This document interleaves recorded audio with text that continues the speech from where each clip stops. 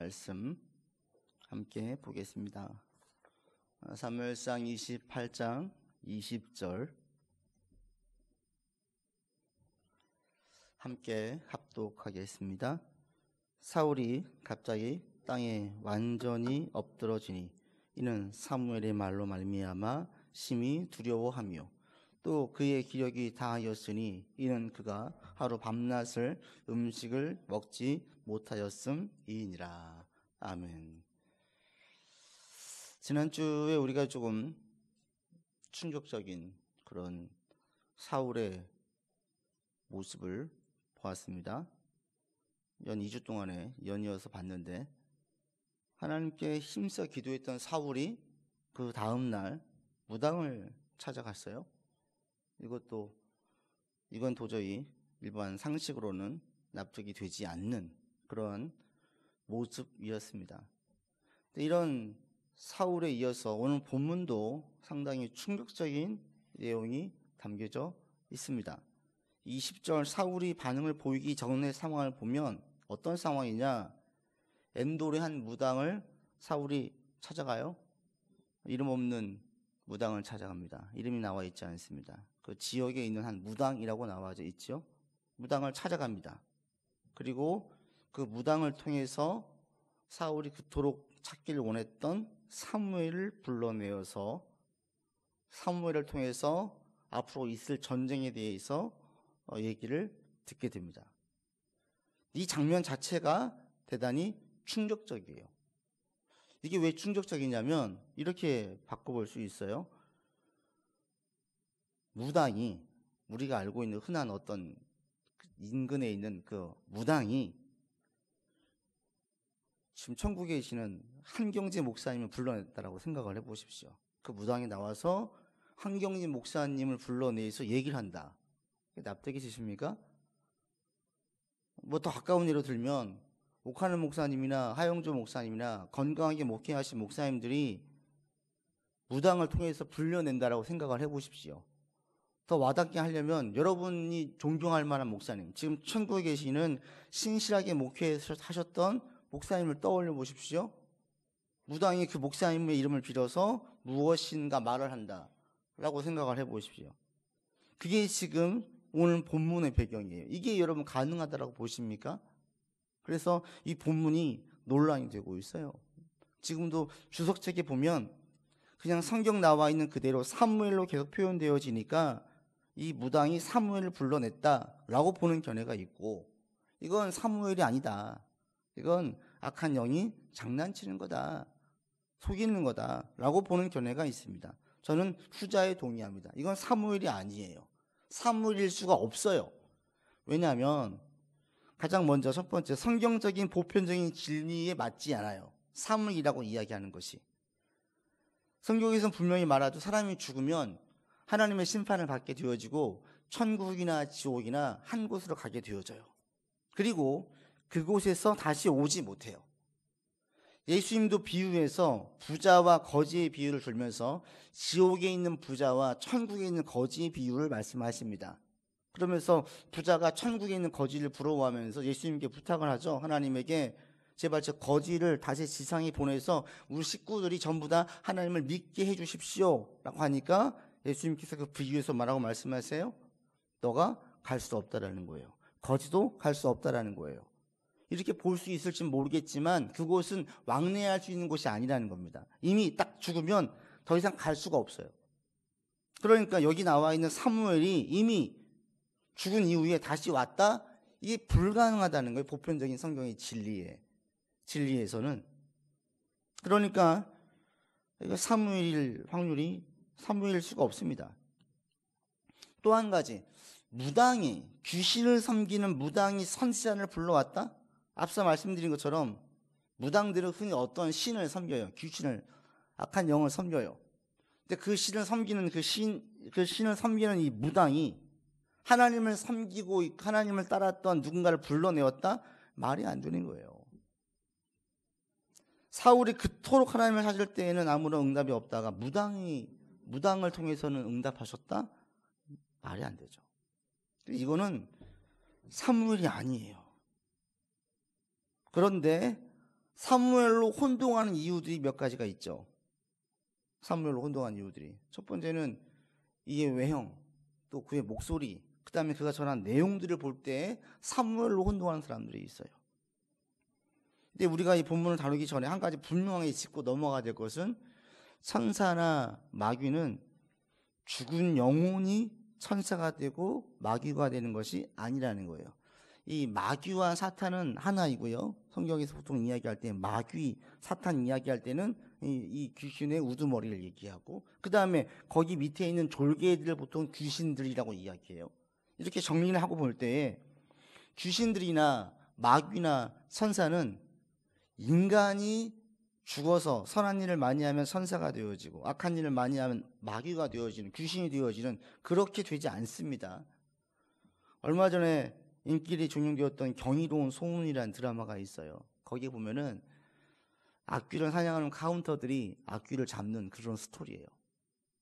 그런데 이 악귀들이 어떻게 힘이 쓰여지냐면 죽은 인간의 영혼들을 빨아먹어요. 영혼이 못 가게 가두어요. 자기가 힘이 세져요. 그리고 어떤 사람이 악귀가 들려지냐면 계속 악한 일을 하는 사람들이 이 악귀가 조종을 하는 거죠. 그리고 죽은 영혼들을 떠나보내지 못하고 자기가 붙잡아서 힘이 세지는 스토리로 이어집니다. 이거는 그냥 드라마일 뿐이에요. 혹여 여러분들 가운데 죽은 사람이 천국을, 죽은 사람이 이 땅에서 천사가 되어지거나 마귀가 되어지거나 이렇지 않다는 거예요. 인간과 천사는 본질적으로 다릅니다. 인간이 창조되기 이전에 천사와 마귀는 있었어요. 영적인 존재가 있었어요. 이거 우리가 분명히 구분 짓고 먼저 들어가면 좋겠습니다. 왜 사무엘로 혼동을 했느냐? 첫 번째는 그게 외형이었어요. 14절에 보면 사울이 그토록 사무엘을 찾았어요. 그러니까 엔도레에 신접한 여인이 한 사람을 불러냅니다. 한 사람이 보입니다. 그러니까 물어보죠. 누구냐, 어떻게 생겼느냐? 노인이 올라옵니다. 그가 겉옷을 입었습니다. 이 겉옷이라는 것은 이 당시 이스라엘 가운데에서는 자기의 신분을 드러낼 수 있는 표현하는 옷이에요. 왕은 왕의 겉옷이 있었고 신하는 신하에 맞는 겉옷이 있었습니다. 이 겉옷이라는 이야기를 듣자 단번에 사울은 그가 사무엘이라고 생각을 합니다. 왜요? 그런데 어디에도 진짜 사무엘이란 표현이 없어요. 사울이 그토록 사모했던 게 사무엘이었어요. 그리고 그냥 한 가지, 노인이다, 겉옷을 입었다, 이걸 딱 보는 순간, 듣는 순간에 사무엘이다 하고 그냥 절퍽 고개를 숙이고 절을 해요. 근데 이것은 사울이 그렇게 생각했을 뿐이죠. 우리가 누군가를 간절히 찾을 때에 그와 비슷한 사람만 보아도 저 사람인가? 라고 생각하잖아요. 지금 사울이 그런 심정이에요. 또 하나, 그의 음성을 듣죠. 15절 보면 사무엘이 사울에게 이르되 네가 어찌하여 나를 불러 올려서 나를 성가시게 하느냐 라고 얘기해요. 이 음성을 여인이 얘기하는데 확신할 수는 없지만 충분히 미루어 예상해 볼 수 있는 것은 이 여인은 지금 남자의 목소리로 사울에게 말했을 확률이 매우 높아요. 이렇게 추측할 수 있는 것은 제 주변의 한 경험에 근거해 그렇습니다. 저희 주변의 친지분 중에서 조금 특이하게 예수님을 믿은 그런 가정이 있어요. 근데 그 가정이 예수님 믿기 전에 뭐 했냐면 큰일이 있을 때마다 무당 불러가지고 구댔던 그런 가정이었어요. 한 번은 또 무당을 불러서 구판을 벌였는데 그 중간에 무당이 이제 조상님에게 절을 하고 다 식구를 나와서 절을 하고 했대요.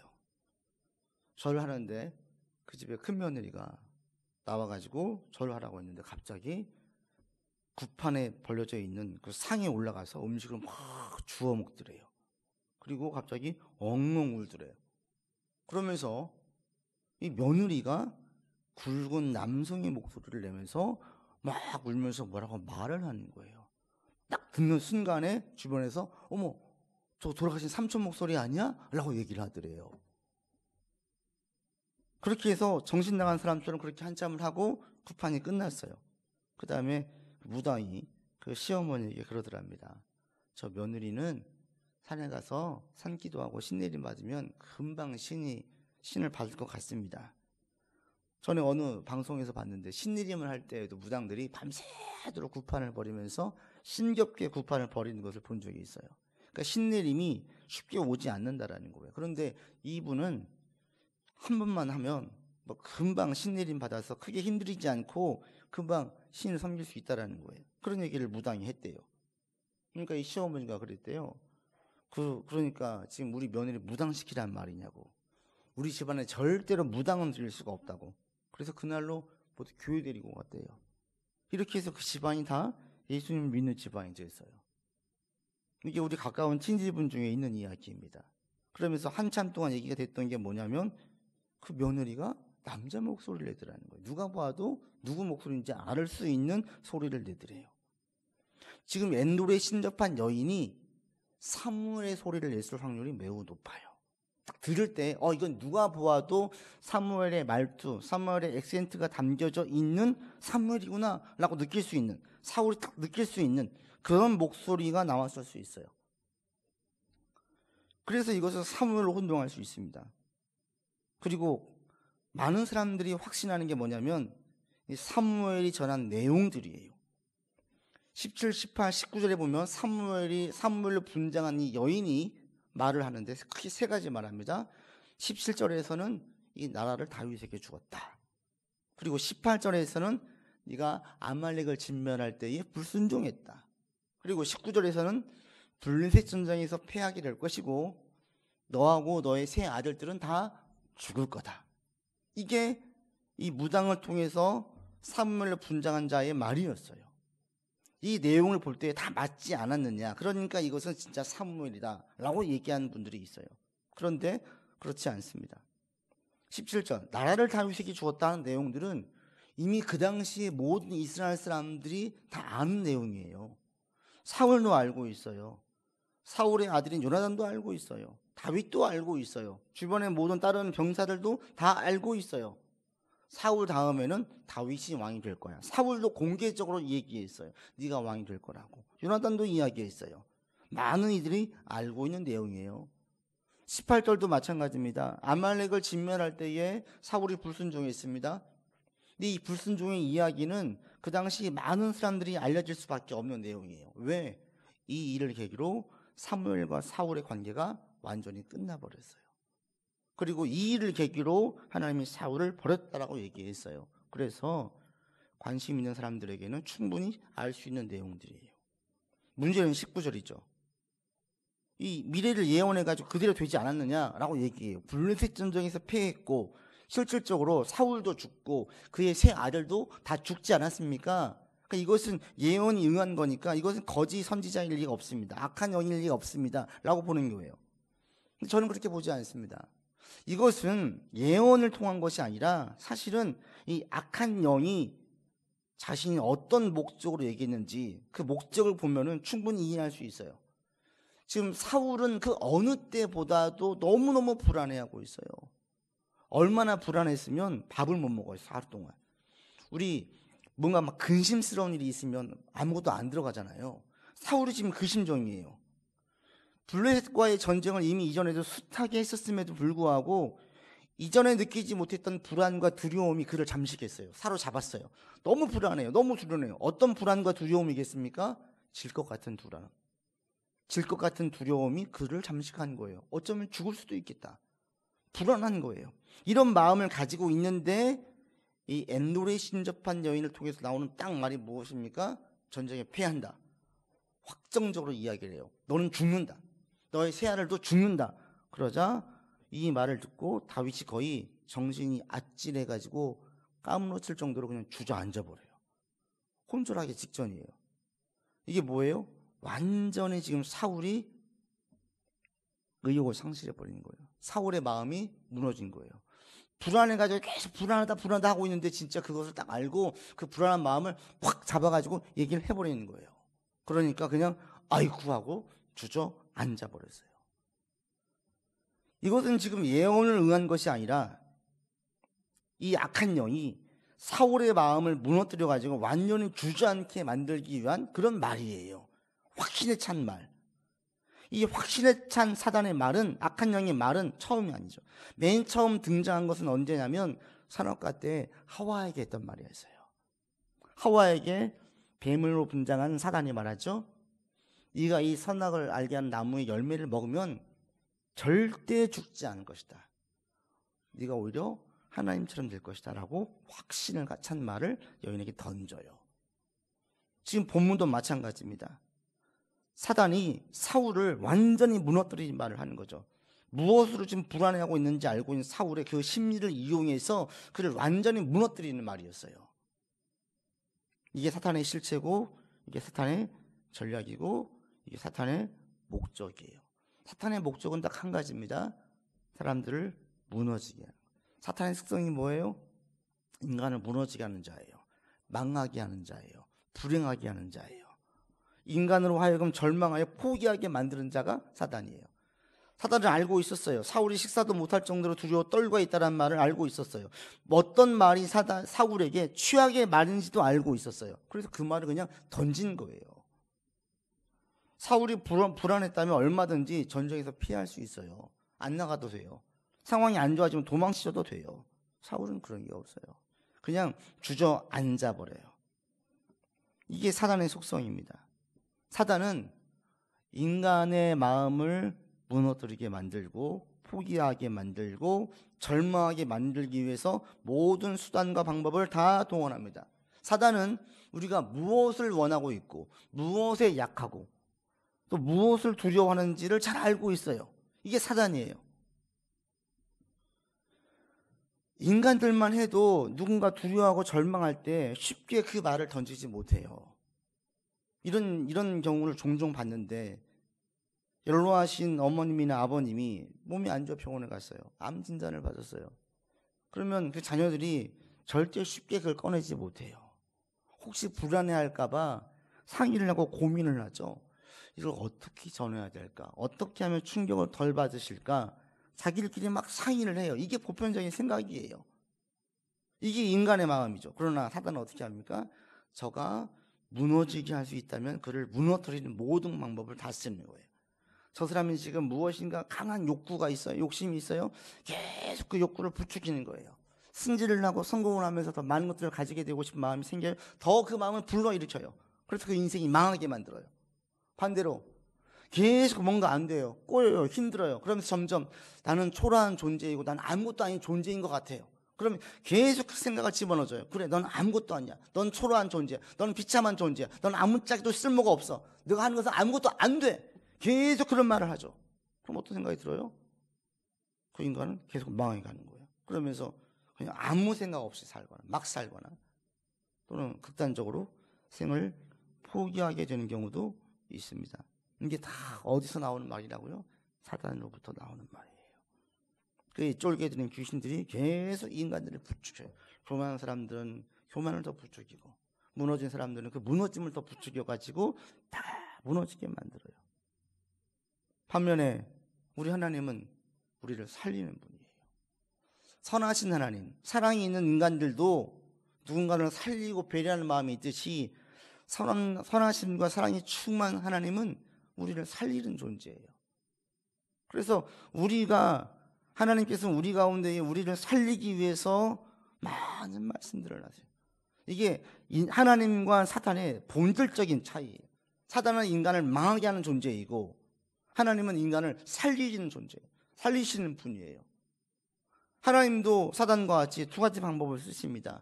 막 잘 나가는 사람들, 교만에 차려 있는 사람들에게 어떻게 하십니까? 회초리를 들으시고 책망하시죠. 교만하지 말라고, 겸손해지라고 말하십니다. 반면에 절망에 빠져 있고 낙심하고 어려운 자들이 어떻게 얘기하십니까? 계속 위로와 소망의 말씀을 주세요. 이 구약의 이스라엘 선지자들의 내용을 보면은 이걸 그대로 알 수 있습니다. 잘 나가는 이스라엘, 경제적으로 흥망할 때 이스라엘은 선지자들을 통하여서 계속 경고하세요. 그러다 망한다, 패망한다, 우상 숭배하지 마라, 돌이켜라, 계속 말씀하세요. 그런데 막상 나라가 망하고 나자 선지자들을 통해서 그들을 위로해 주십니다. 소망을 주십니다. 예레미야를 통해서, 에스겔을 통해서 계속 소망의 말씀을 주세요. 끝나지 않았다. 그릇터기가 있다. 새로운 군대가 될 것이다. 소망을 주시는 거예요. 다르게 말씀하시지만 목적은 똑같아요. 우리를 살리시는 분이 하나님이시라는 겁니다. 오늘날 우리가 살 때에 무수히 많은 말을 듣습니다. 정말 많은 말을 듣죠? 안 들었는 것 같으세요? 여러분, 많은 사람을 안 만나도 그런 여전히 많은 말을 듣고 있습니다. 뭘 통해서? 글을 통해서 말을 듣고 있어요. 그런 누군가의 생각이에요. 우리가 글을 읽으면서 그 사람의 말을 듣는 것과 똑같아요. 글을 읽고 직접 말을 들으면서 우리는 무수히 많은 말을 들어요. 그리고 그 말의 근거에서 계속 무엇인가 생각을 하죠. 그런데 많은 말이 있지만 이 말들은 크게 그냥 두 가지로 나누어져요. 하나는 나를 살리는 말이고 다른 하나는 나를 죽이는 말이에요. 그래서 지혜로운 사람들은 이 말을 분별해요. 어떻게 해야 돼요? 나를 살리는 말을 취하고 나를 죽이는 말을 버려야 돼요. 사단이 계속 속삭이죠. 넌 끝났어. 넌 안 돼. 포기해. 반대로 그래 네가 최고야. 다른 사람들과 너하고는 레벨이 달라. 너는 최고야. 계속 사단은 부추깁니다. 이 부추김을 통해서 더 많은 죄를 짓게 만들고 마음이 무너지게 만들어요. 이 소리는 하나님의 소리가 아니에요. 여러분, 누군가를 통해서 이런 말을 듣게 되어질 때에 이런 말은 절대로 내 것으로 취하지 않기를 바랍니다. 이게 지혜자예요. 반대로 하나님의 소리에 귀를 기울일 수 있어야 됩니다. 하나님께서는 우리 가운데에 계속 우리에게 소망을 주십니다. 우리 가운데에 계속 겸손을 유지하게 만드십니다. 힘들고 어려울 때, 지금처럼 힘들고 어려울 때는 절망하는 분들이 많아요. 그때 그 절망의 말들을 들을 때에 그것은 하나님의 소리가 아니에요. 여러분이 그것을 취재할 수 있는, 분별할 수 있는 분별력과 지혜가 있으셔야 됩니다. 바울이 영적인 아들 디모데에게 권했던 그 말을 우리가 귀담아 들을 필요가 있어요. 하나님이 우리에게 주시는 마음은 두려워하는 마음이 아니요 오직 능력과 사랑과 근신하는 마음이라고 그랬어요. 두려워하는 마음은 하나님 주시는 마음이 아니에요. 하나님 우리에게 능력을 주십니다. 힘을 주셔요. 그리고 사랑을 주십니다. 그리고 근신하게 하십니다. 절제하게 하십니다. 이게 하나님 우리에게 주시는 마음이에요. 이런 소리에 우리가 귀를 기울여야 돼요. 그래서 힘들고 어려울 때는 더욱더 담대하게 나가려고 하나님을 의지하셔야 되고, 뭔가 풀리고 형편이 좋아지면 더 겸손하려고 나의 허리띠를 졸라매야 돼요. 여러분들이 이렇게 하나님의 음성을 들으면서 나갈 수 있기를 바랍니다. 하나님은 직접 말씀하시기도 하시지만 많은 사람들을 통해서 또 환경을 통해서 우리 가운데 계속 말씀하세요. 여러분이 그 말씀을 분별해서 들으셔야 됩니다. 사단의 말, 사단으로부터 나온 말들은 멀리 하시고 하나님의 음성, 하나님으로부터 나오는 말씀들은 붙잡는 여러분들 되기를 바랍니다. 그래서 모든 나를 살리는 말을 붙잡으십시오. 나를 살리는 하나님의 음성을 붙잡으면서 나갈 수 있기를 바랍니다. 그래서 여기서 나오고 있는 사무엘처럼 보이지만 실상 이것은 사무엘이 아니었어요. 악한 영이었어요. 사울을 무너뜨리고 죽이기에 만들었습니다. 이미 전쟁 전에 사울은 완전히 마음이 무너져 버렸어요. 그리고 이런 얘기들도 특별한 얘기가 아니었어요. 이미 오래전부터 하나님께서 계속 말씀하셨죠. 사울이 끝났다라는 거예요. 다윗이 왕을 이길 것이라는 말씀을 하셨기 때문에 특별할 게 없어요. 또 하나 놀랄 만한 장면이 하나 더 있습니다. 그게 뭐냐면 오늘 본문 읽었던 20절이에요. 우리 20절 말씀 같이 읽어보겠습니다. 사울이 갑자기 땅에 완전히 엎드러지니 이는 사무엘로 말미암아 심히 두려워하며 또 그의 기력이 다하였으니 이는 그가 하루 밤낮을 음식을 먹지 못하였음이니라. 이전의 말씀, 이전의 사울의 모습을 보면요, 이 20절의 사울의 모습은 조금 특별해요. 좀 생경해요. 낯설어요. 왜 그런지 아세요? 사울은 지금까지 누구의 말을 잘 듣지 않았어요. 자기 생각이 너무나 강했고 자기 생각에 강한 확신을 가진 자가 사울이었어요.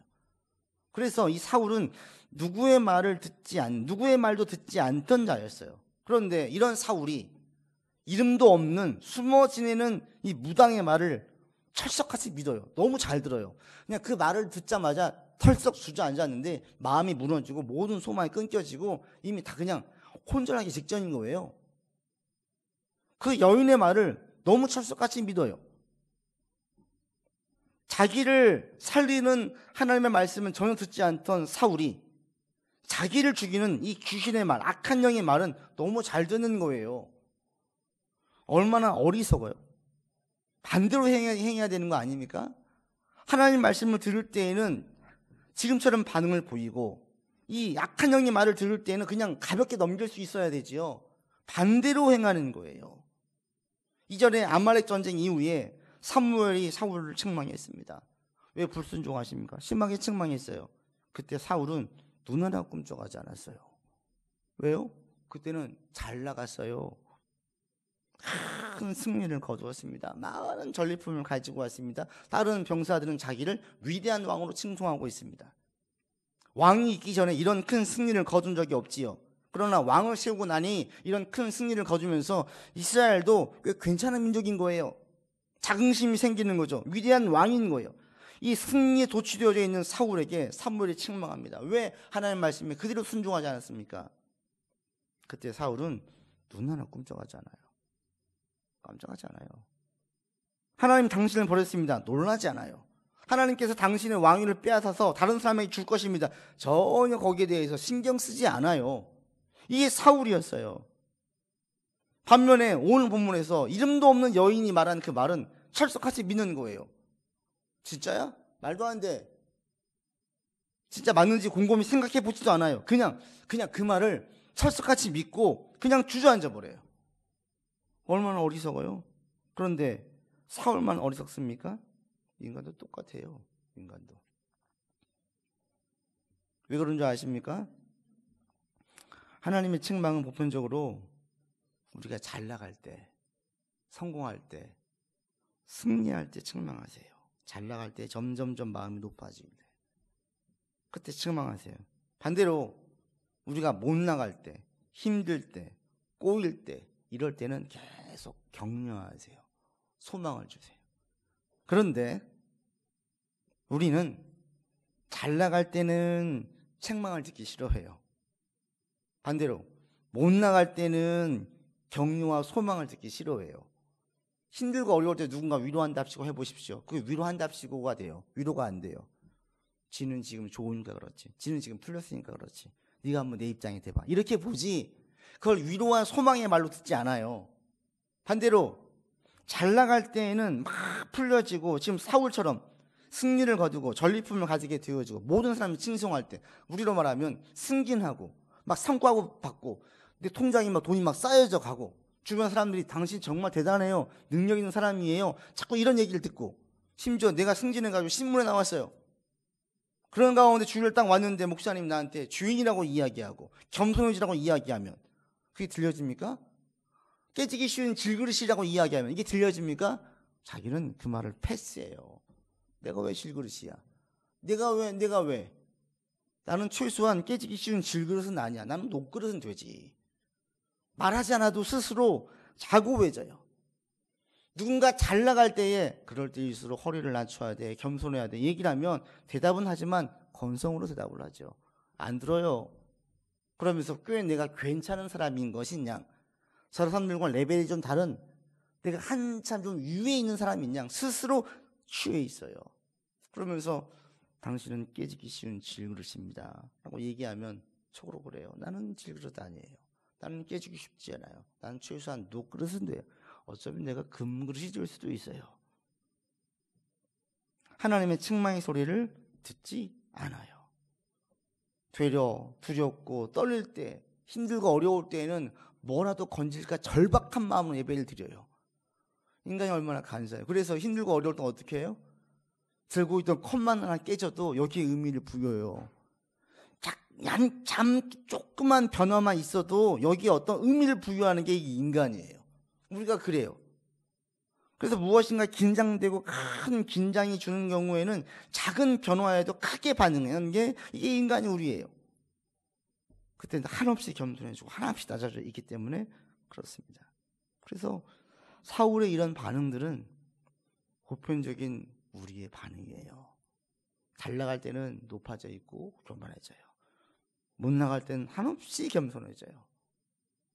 그래서 하나님 말씀을 듣지 않고 사울처럼 살리는 말씀에 귀를 기울이고 죽이는 말에는 무시해야 되는데 반대로 행하는 거예요.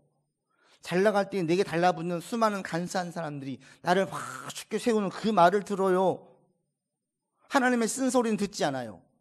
반대로 힘들고 어려울 때 같이 한숨 쉬고 절망하고 있는 것은 같이 하면서 반대로 희망과 소망의 메시지를 줄 때에는 듣지 않으려고 해요.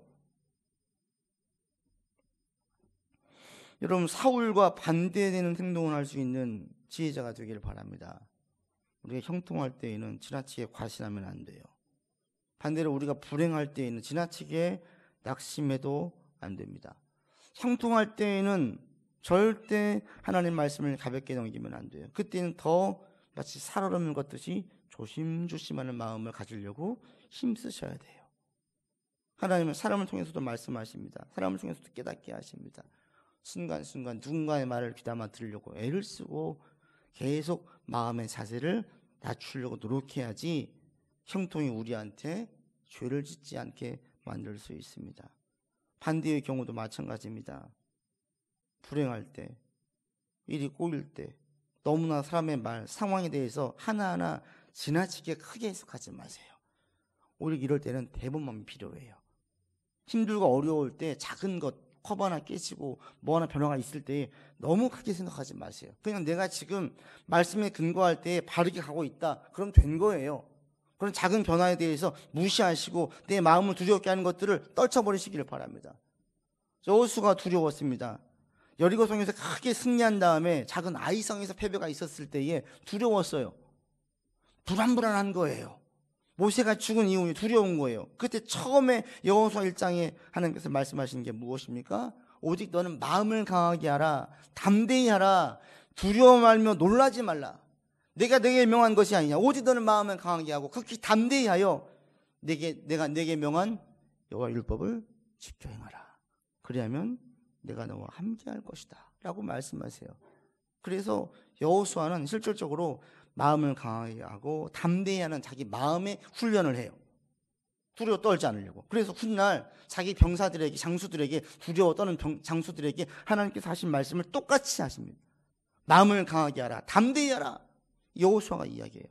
계속 여호와의 말씀을 곱씹으면서 자기 두려운 마음을 극복해내고 이겨냈어요.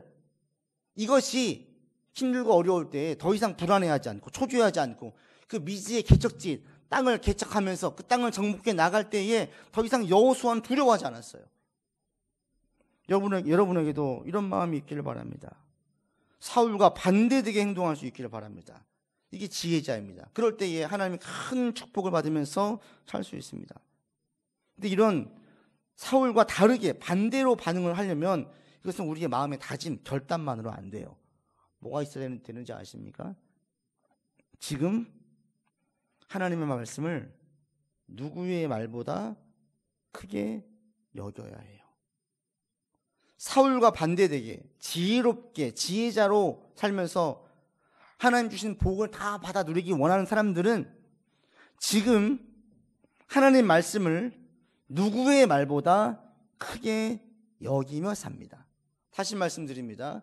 지금 하나님 말씀을 누구의 말보다 크게 여기며 삽니다.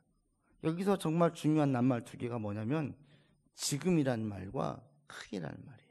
지금 내가 어떤 형편에 있든지 잘 나가든지 못 나가든지 풀리든지 막히든지 어떤 형편에 있든지 하나님 말씀을 크게 여겨야 돼요. 가장 중요하게, 가장 확실하게, 가장 신뢰할 만하게 여겨야 되는 거예요. 지금 하나님 말씀이 사람의 말을 이겨야 돼요. 지금 하나님 말씀이 나의 경험에 근거한 확신과 생각을 이겨야 돼요. 지금 하나님 말씀이 대세를 이겨야 돼요. 지금 하나님 말씀이 누군가의 말을 이겨낼 수 있고 극복할 수 있어야 돼요. 지금 하나님 말씀이 나의 감정을 극복할 수 있고 이겨낼 수 있어야 돼요. 여호수아가 그런 것처럼. 가나안 땅을 앞두고 12명을 정탐을 보내지요, 모세가. 그때 돌아온 다음에 10명과 사실 12명은 똑같은 보고를 했어요. 그 땅은 취하기 어렵다. 결코 만만한 땅이 아니다. 똑같이 상황에 대해서 보고했어요. 차이가 있다면 10명은 자기 경험, 자기 생각을 하나님의 말씀보다 크게 여겼어요. 그래서 결론은 우린 망했다. 우린 끝났다. 우린 죽었다. 그러자 그 말이 모든 이스라엘이 다 퍼져버렸어요.